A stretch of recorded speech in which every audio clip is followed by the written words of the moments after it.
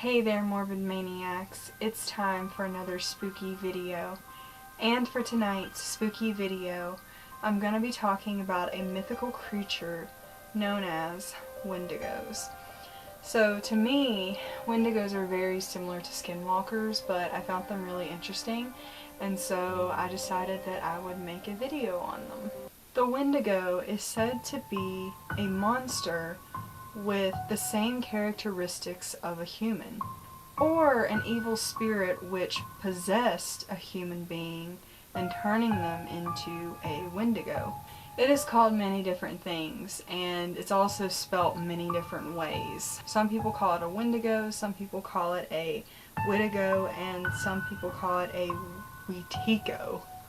Each of these names translates to the evil spirit which devours mankind.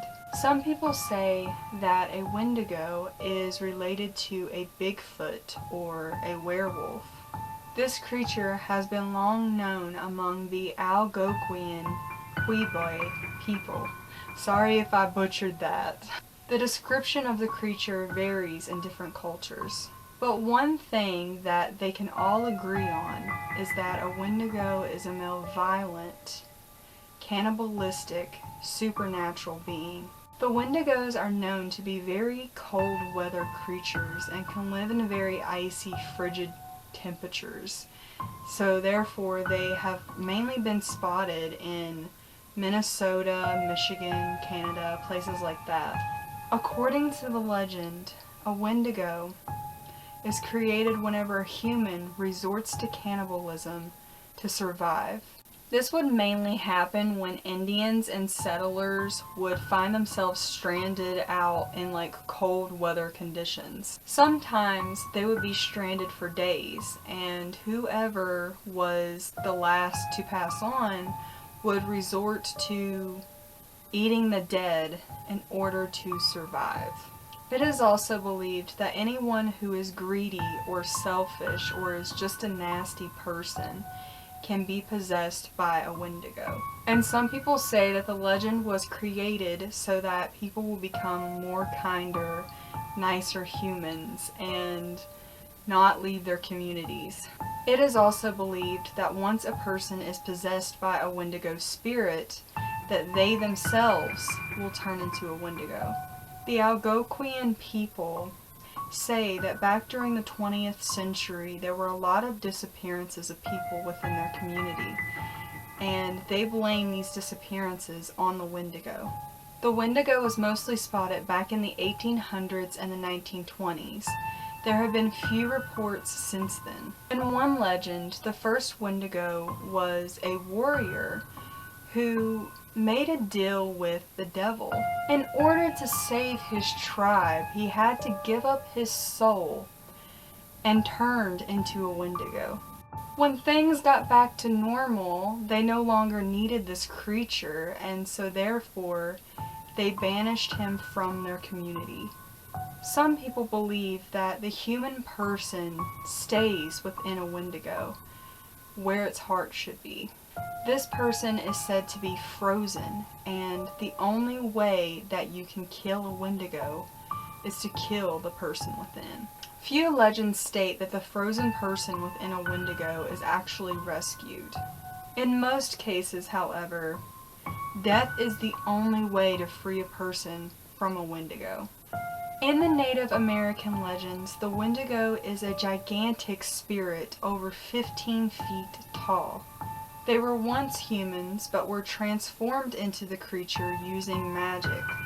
All of the descriptions of the Wendigo vary, but most of them say that the Wendigo has glowing eyes, or eyes that are pushed back into its sockets, which are constantly moving around in blood. How terrifying is that?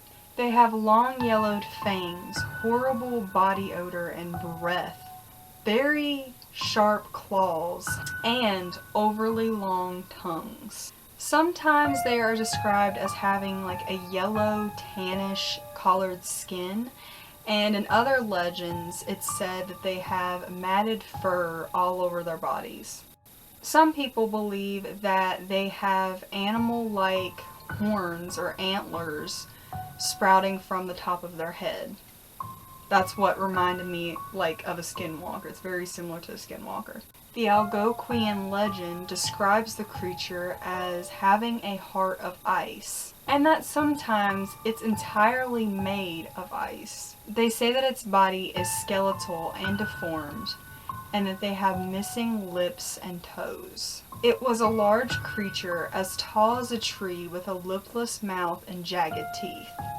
Its breath was a strange hiss, its footprints full of blood, and it ate any man, woman, or child who ventured into its territory.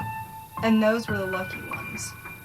Sometimes the Wendigo chose to possess a person instead, and then the luckless individual would become a Wendigo himself, hunting down those he had once loved and feasting upon their flesh.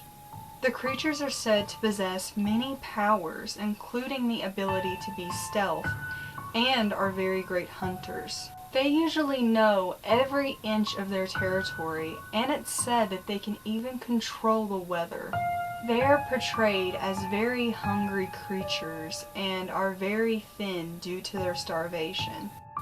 A Wendigo is believed to be cursed to wander the land. They usually stay in forests, and they are eternally looking for victims to feast on. They are always hungry, and they're never satisfied. They're obsessed with searching for new victims. Some people believe that the more a Wendigo eats, the bigger it gets. Wendigos are said to carry much speed and can even endure walking for long periods of time, even in harsh winter conditions, while others say that they walk very slowly because they are falling apart. Wendigos can mimic human voices and usually use this ability to lure people away from their homes, away from civilization, into the forests. And once they're isolated, the creature will then feast on them. Wendigos have enhanced senses like hearing and smell, as well as the ability to hunt in complete darkness. There is little that can be done to hide from a Wendigo. In fact, it's believed that hiding from a Wendigo is pretty much impossible. And it is said that once a creature gets the scent of their victim, that it will always know where that person is, no matter how far they wander or travel to. And unlike other creatures and spirits, it's said that a home will not keep you safe from a Wendigo. There are many stories that talk about how a Wendigo broke into a home and killed everyone who was inside. The Wendigo then usually proceeds to hibernate in the home for months or even years until it is awakened by its hunger and it goes on the search for more human flesh. It is said that the final warning of a Wendigo will be its long, blood-curdling howl. This warning does little to help its victims, as by the time that they hear it, it's already too late. There is also a strange medical term for Wendigos called Wendigo psychosis, and this is considered by psychiatrists to be a syndrome.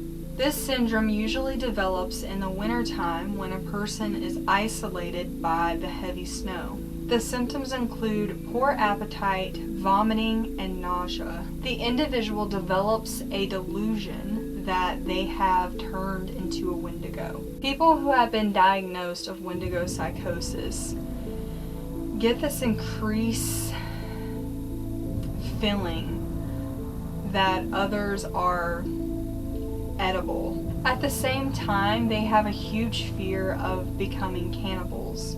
Now, usually when a person showed symptoms of Wendigo psychosis, they were attempted to be healed by native healers. If these attempts failed and the possessed person begins to threaten, become antisocial, or to act violently, they were usually executed.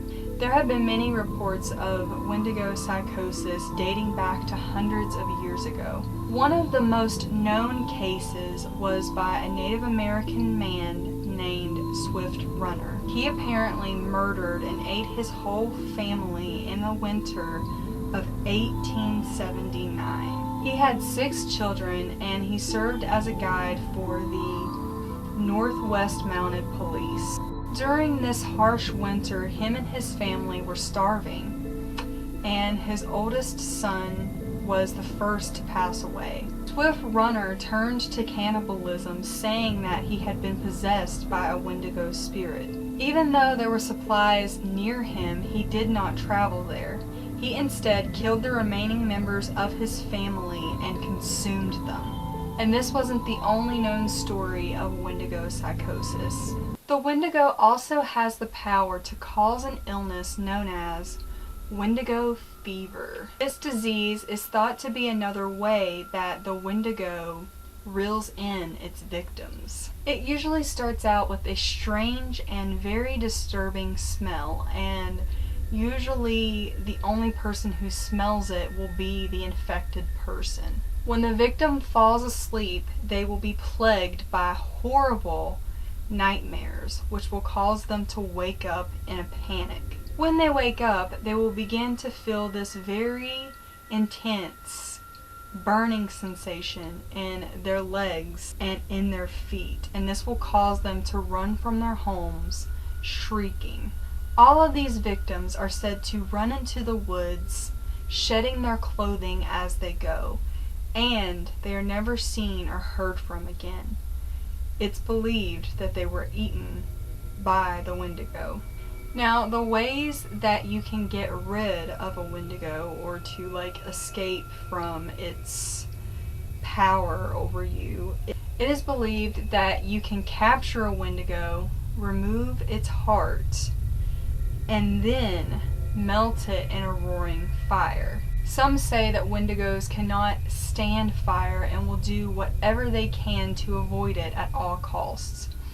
And they can be harmed by fire. However, if the attempt fails, then this just makes them more angry and will give them a more desire to kill their victim. It's said that magical amulets or charms can also protect someone from a Wendigo. It's also said that you can kill a Wendigo by using a pure silver weapon. You must stab it through its heart. Shards of the creature's heart must be then placed in a silver box and buried beneath concrete ground. Next, the body must be dismembered, slated, and cremated. The ashes must be scattered to the 4 winds. Other legends state, however, that the only way to rid yourself of a Wendigo is to have a very powerful shaman perform a ritual or a ceremony.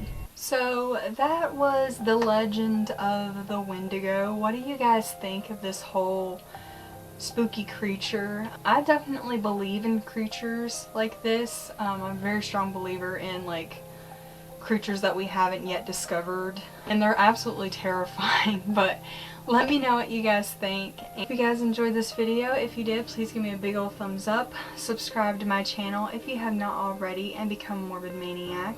Please share my channel, my videos with all your friends and family, anyone who you think might be into the spooky or the paranormal, because I'm trying to get you morbid maniacs up to 1,000 subscribers, so please help me out. It would mean the world to me, and I love you guys so much, and I'll see you in my next video.